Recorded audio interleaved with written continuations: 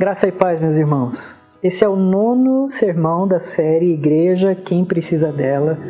Nós vamos falar hoje sobre adoração e eu confesso que estou ansioso para termos logo a liberdade de nos juntarmos em adoração ao nosso Deus. Isso é algo muito importante para a nossa vida cristã. À medida que nós adoramos a Deus, nós reconhecemos a sua grandeza e o nosso coração aprende a descansar com cuidado nos seus braços. Então, vamos orar para que Deus nos dê o tempo logo de adoração juntos, como uma Assembleia Santa do Senhor, adorando, assim como acontece nos céus, fazendo aqui na terra também.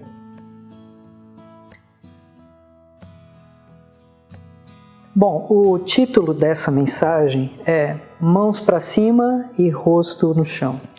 Essa é uma frase de uma representação simples do que é adoração.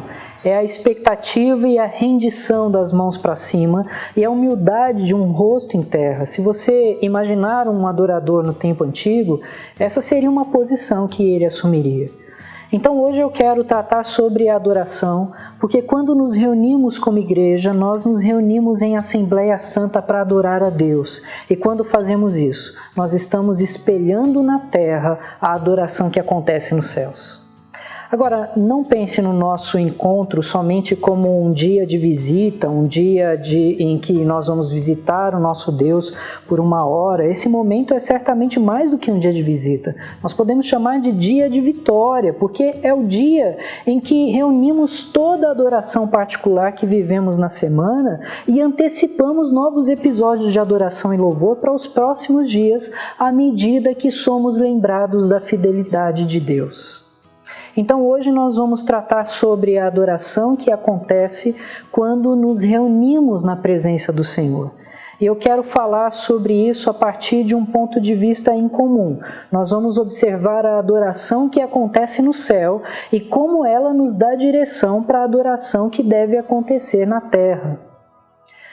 Para isso eu vou usar alguns versículos dos capítulos 4 e 5 de Apocalipse. Ali o apóstolo João registra a experiência de ter presenciado uma reunião no céu. Ele vê ali o conselho divino reunido para tomar uma decisão muito séria. Veja, minha pretensão não é tratar de todos os detalhes desse relato, porque são muitos e eu fiz isso em outra mensagem, mas somente para dar um pano de fundo. Eu vou tentar esclarecer algumas coisas aqui. Ali João vê o conselho divino reunido. Os seres espirituais estão ali na presença de Deus. Eles estão numa reunião para tomar uma decisão diante do juiz que se assenta no trono. E estão ali reunidos para abrir um livro. Quando olhamos para o Antigo Testamento procurando por uma interpretação correta do que João vê, nós descobrimos por meio do profeta Ezequiel, capítulo 1 e 2 e 16, por meio do profeta Isaías, capítulo 50, e do profeta Jeremias, capítulo 3, que aquele livro se trata de uma carta de divórcio entre Deus e o povo de Israel. Deus está se divorciando da sua antiga noiva, que se tornou uma meretriz, porque se prostituiu com outros deuses, adulterando na sua relação com Deus e ainda negando que Jesus fosse o Messias. Então aquilo que antes era uma ameaça anunciada pelos profetas, agora se tornaria realidade. Deus se divorciaria da sua antiga noiva. Esta carta de divórcio estava selada com 7 selos, que são 7 flagelos sobre aqueles que quebraram a aliança com Deus, como Moisés tinha prometido que aconteceria lá em Levíticos 26. Então, o restante do livro de Apocalipse vai nos falar desses acontecimentos que marcaram o divórcio de Deus com Israel, para agora Deus se casar com uma nova noiva, a Igreja do Senhor, constituída de homens e mulheres de todas as nações que receberam Jesus como Cristo e Salvador. Esse é o pano de fundo da passagem. Mas eu não quero me aprofundar nos detalhes, porque minha intenção é focar num aspecto em particular. E o ponto é, quando as criaturas celestiais se juntam na presença do Senhor, elas o adoram. E essa adoração celestial é a adoração que deve ser espelhada na terra. Veja, antes de Moisés montar o tabernáculo na terra, Deus deu a ele uma visão do que acontecia no céu. Assim, as cores, as formas e as figuras, todas elas espelhavam a adoração celestial. Quando Davi recebeu as instruções para construir o templo, a mesma coisa aconteceu. Todos os símbolos, figuras e espaços espelhavam a visão do céu. Até os 24 turnos de sacerdotes espelhavam os 24 anciãos celestiais. Então a mensagem é muito clara e é esta: assim como a família de Deus no céu o adora, a família de Deus na terra deve adorá-lo também. E vai ser assim até o fim, até o dia em que Jesus vier para reunir céus e terra novamente, como foi no Éden, mas dessa vez essa reunião não será restrita a um local, como foi antes, mas se espalhará por toda a terra conquistada por Cristo, seus anjos e a sua igreja.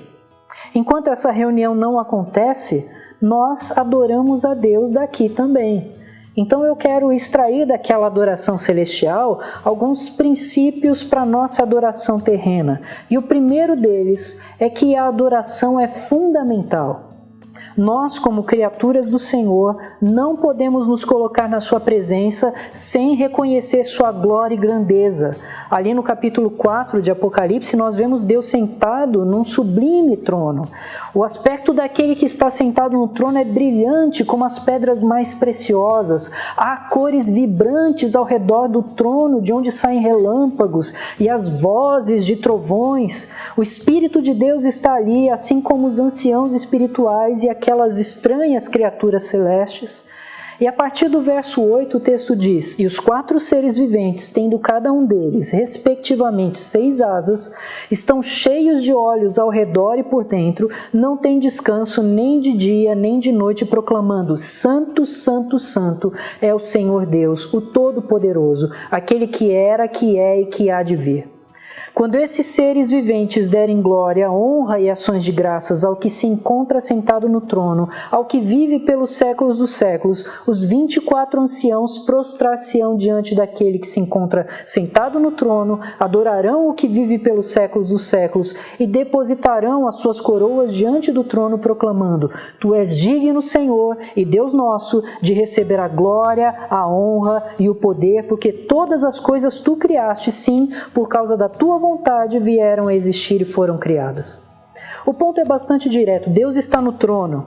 Ele é santo e dono de toda a terra, porque tudo que existe foi criado por Ele. A resposta imediata de toda a criação diante dele só pode ser de adoração. Diante do Senhor, o nosso papel é adorá-lo. Eu já disse em outra mensagem que quando nos reunimos em Assembleia Santa, estamos na presença especial do Senhor, na presença deste Senhor cheio de glória e majestade que o texto nos revela. Nosso papel como criaturas do Senhor é adorá-lo, por isso a adoração é fundamental, essa é a primeira coisa. A segunda coisa que eu quero destacar é que a adoração é intelectual.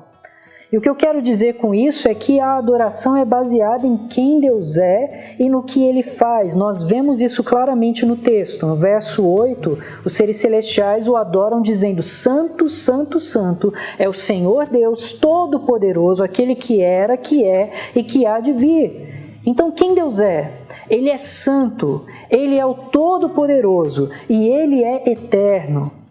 Mas nós também adoramos a Deus não apenas com base no seu caráter, mas também com base na sua conduta. O verso de número 11 diz: Tu és digno, Senhor e Deus nosso, de receber glória e honra e poder, porque todas as coisas tu criaste, sim, por causa da tua vontade, vieram a existir e foram criadas. Mas tem mais, no capítulo 5, a adoração se volta para o leão de Judá, a raiz de Davi, que é o cordeiro digno de abrir o livro. Este é Jesus, o segundo Yahvé, aquele que se encarnou, morreu e ressuscitou. Por isso o verso 9 diz: E entoava um novo cântico dizendo: Digno és de tomar o livro e abrir-lhe os selos, porque foste morto e com o teu sangue compraste para Deus os que procedem de toda tribo, língua, povo e nação, e para o nosso Deus os constituíste reino e sacerdote e reinarão sobre a terra. Então Deus nos criou e nos redimiu. Foi isso que Ele fez, foi isso o motivo que nos faz adorá-lo também, por aquilo que Ele é e por aquilo que Ele faz. E nós temos que saber dessas coisas para que nós possamos responder em adoração. O objetivo da revelação de quem Deus é e do que Ele faz nos faz ter uma resposta inteligente de adoração a Deus. Não se trata simplesmente de uma explosão ou frenesi emocional, antes a adoração envolve a nossa mente. Jesus disse: Deus é Espírito e importa que os seus adoradores o adorem em espírito e em verdade, ou de acordo com a verdade. Agora, não é somente olhando para a obra da criação ou da redenção que a nossa mente é conduzida a adorar a Deus. Tudo ao nosso redor nos inclina a isso. O sabor doce de uma bela sobremesa, uma gargalhada gostosa com os filhos, um dia de trabalho, um jantar com a esposa, as cores, os cheiros, os sons, a luz do amanhecer, a satisfação de uma tarefa cumprida, uma boa noite de sono, tudo isso serve para provocar em nossa mente uma reação de louvor. O problema é que nem sempre olhamos para essas coisas e nos lembramos de louvar ao Senhor. Às vezes enxergamos tudo com tons cinzas e deixamos de perceber que todas as coisas cooperam para o bem dos que amam a Deus. Bom, Jesus nos disse para amar a Deus com todo o nosso coração, com toda a nossa alma, com todo o nosso entendimento, e isso envolve a mente, obviamente. Quando Jesus conversou com a mulher samaritana, ele disse: vós adorais o que não conheceis, nós adoramos o que conhecemos. O apóstolo Paulo repreendeu aqueles que têm zelo por Deus, mas sem entendimento. Por isso a adoração deve envolver a nossa mente à medida que conhecemos a grandeza de Deus. Agora, eu preciso acrescentar uma nota de rodapé aqui. Não há nenhum momento na vida de uma pessoa em que Deus não possa ser adorado.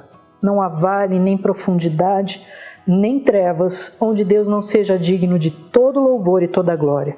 Você pode ler o livro de Jó, os Salmos de Davi, os escritos de Paulo na prisão, para descobrir que às vezes o louvor deles brilhava ainda mais em tempos de trevas. Deus é digno de louvor por quem Ele é e pelo que Ele fez. Nossa adoração é intelectual. Terceiro ponto. Nossa adoração é corporal, nossa adoração é física. Veja comigo o verso 10 do capítulo 4. Os 24 anciãos prostrar-se-ão diante daquele que se encontra sentado no trono, adorarão o que vive pelos séculos dos séculos e depositarão as suas coroas diante do trono. Há uma ação de adoração que acontece nesse versículo. E no capítulo 5, verso 8 diz: E quando tomou o livro, os 4 seres viventes e os 24 anciãos prostraram-se diante do Cordeiro. E o que está acontecendo aqui? Ora, os seres celestiais se rendem em louvor, impressionados pelo poder do Cordeiro e a glória de Deus Pai que está no trono. Então eles se prostram, eles se curvam diante de Deus. Agora, se você já leu o Antigo Testamento, sabe que essa é uma atitude bastante comum. Sempre que uma pessoa se colocava diante de alguém da realeza, ela se curvava. Um dado interessante é que a palavra mais comum para adoração no Antigo Testamento, em hebraico, é shahá, que significa se curvar. O Salmo 95, verso 6 diz: Vinde, adoremos e prostremo-nos, ajoelhemos diante do Senhor que nos criou. Isso é um sinal de honra e respeito a Deus. Então a adoração envolve uma ação corporal. Você pode e deve fazer isso diante do Senhor. Só não faça de uma forma que chame a atenção para si, porque toda a atenção deve ser atraída para Ele. Agora, a Bíblia também fala do levantamento das mãos. Na primeira carta de Timóteo, no capítulo 2, verso 8, o texto diz: Quero, portanto, que os varões orem em todo lugar, levantando mãos santas, sem ira e sem animosidade. O que significa essa atitude de levantar as mãos? Eu acredito que são duas coisas.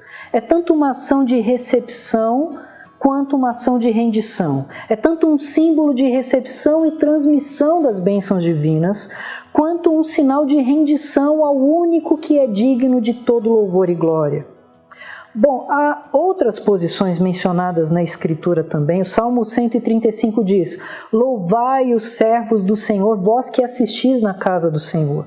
O texto hebraico diz: Louvai vós que se colocam em pé na casa do Senhor. Então, assim como quando alguém importante entra na sala, nos colocamos em pé, também nos colocamos em pé na presença do Senhor. Agora, para onde eu estou seguindo com tudo isso? Na nossa cultura tradicional, nós nos protegemos de qualquer expressão física no culto, exceto uma, a posição de ficarmos sentados. E isso geralmente porque é mais confortável. Mas todas essas formas que eu apontei são aceitáveis na Escritura. O Salmo 123 diz: a ti que habitas nos céus eleva os olhos. Ele não diz: eu fecho os olhos e cruzo as mãos. Veja, não há, na verdade, uma fórmula física para a adoração, mas nossas ações de adoração são, no fim das contas, uma resposta dos nossos corações.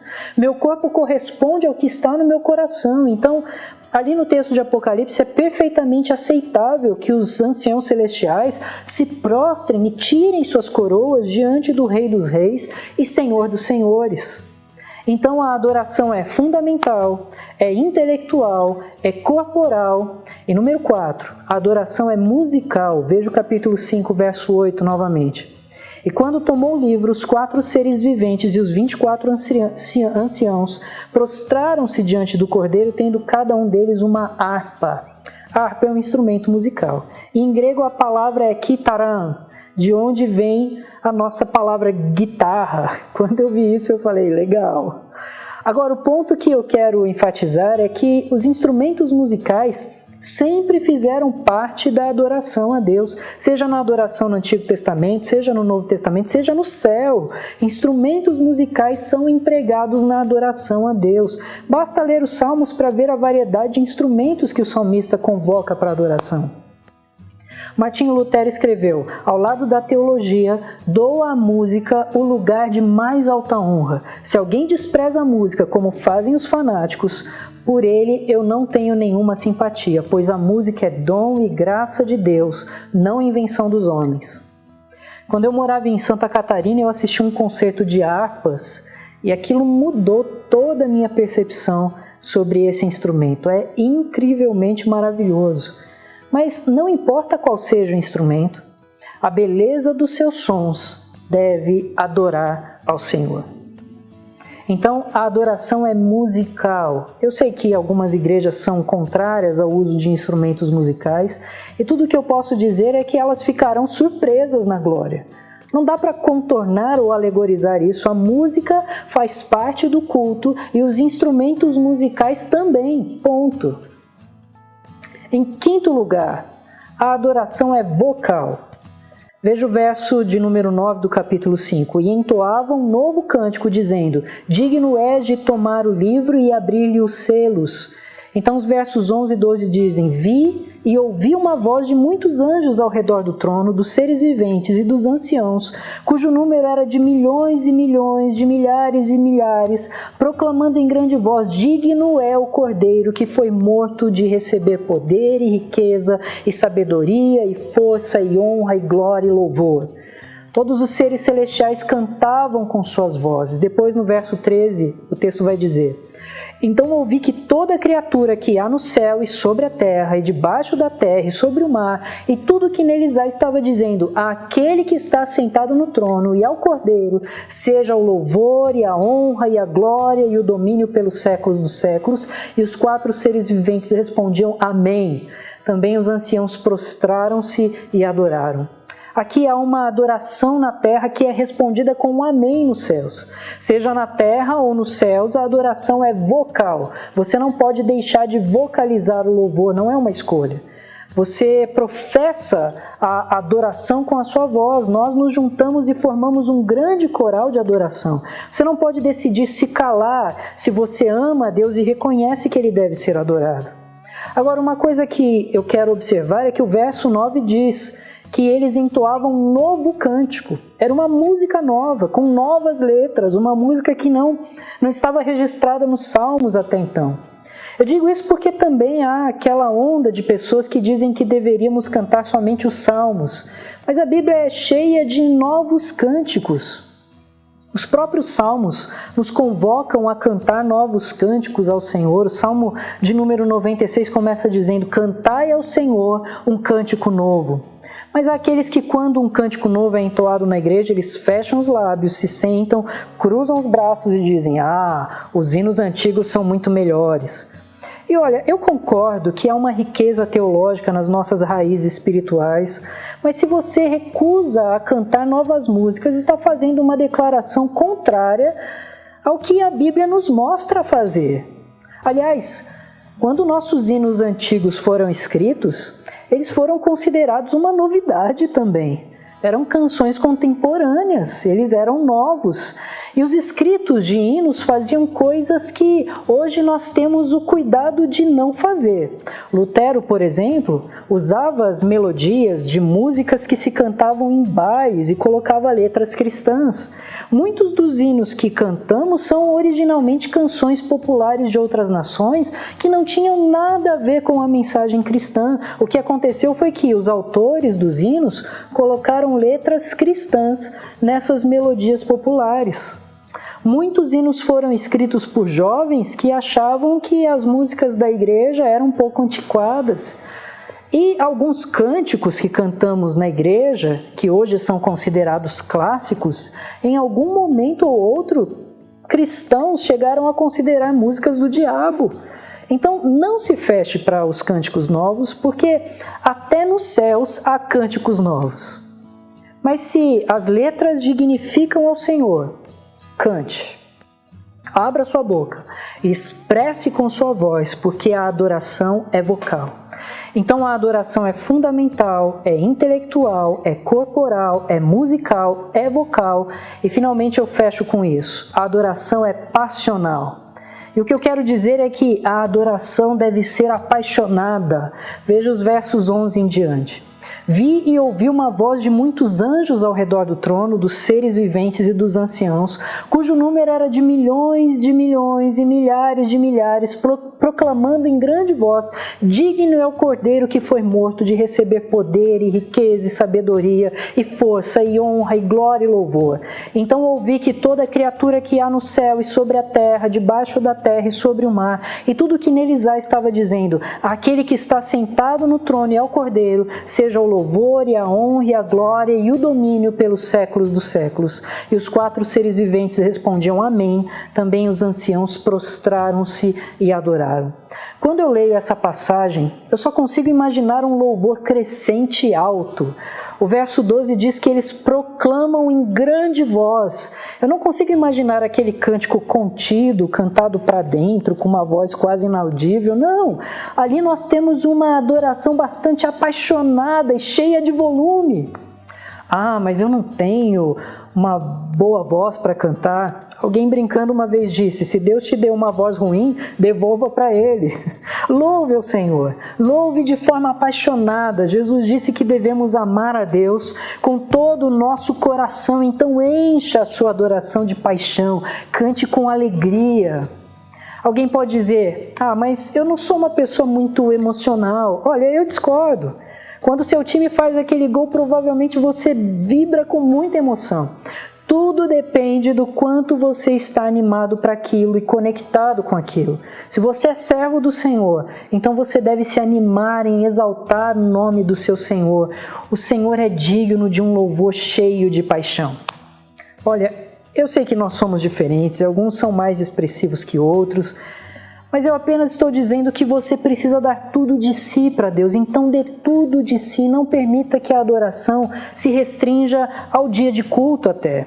Como eu repito várias vezes, não deixe que a adoração seja somente uma atividade, mas faça dela a sua identidade.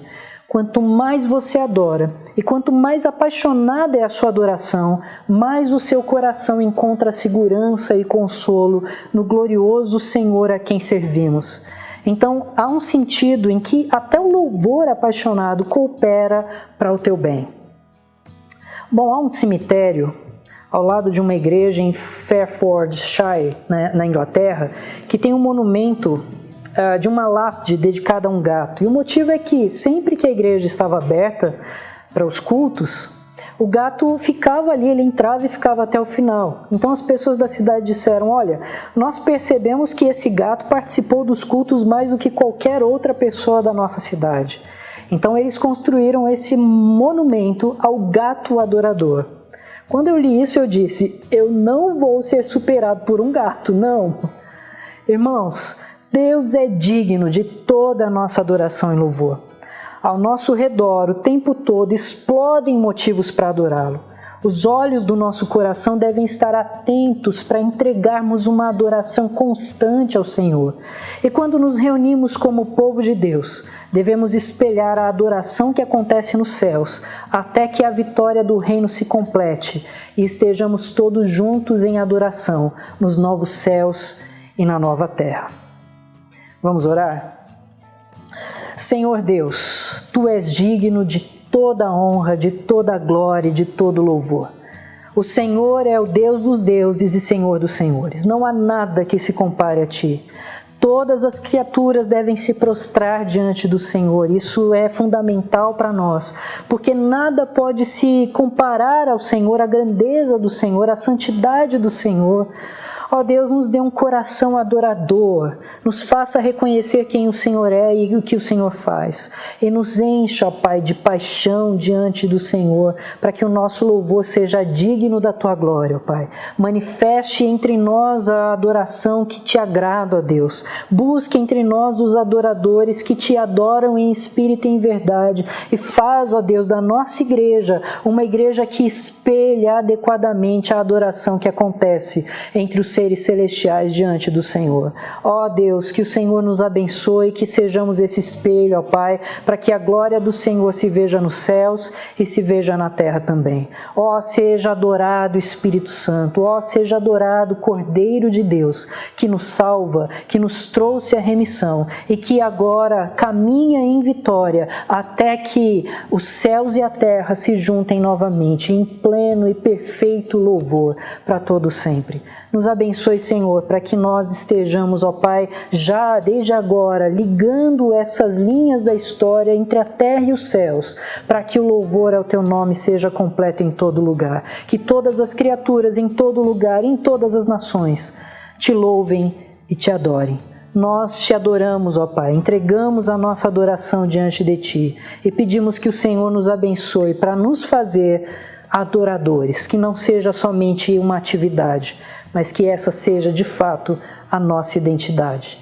Nós oramos em nome do Cordeiro que foi morto e ressurgiu, daquele que é a raiz de Davi, o leão de Judá, aquele que caminha para a vitória. O nome glorioso de nosso Senhor Jesus Cristo. Amém. Receber a bênção, amados, que a graça do nosso Senhor e Salvador Jesus Cristo, que o amor de Deus, o eterno e todo-poderoso Pai, e que o ensino e as consolações do Santo Espírito esteja com o povo do Senhor espalhado por toda a face da terra, hoje e eternamente. Amém.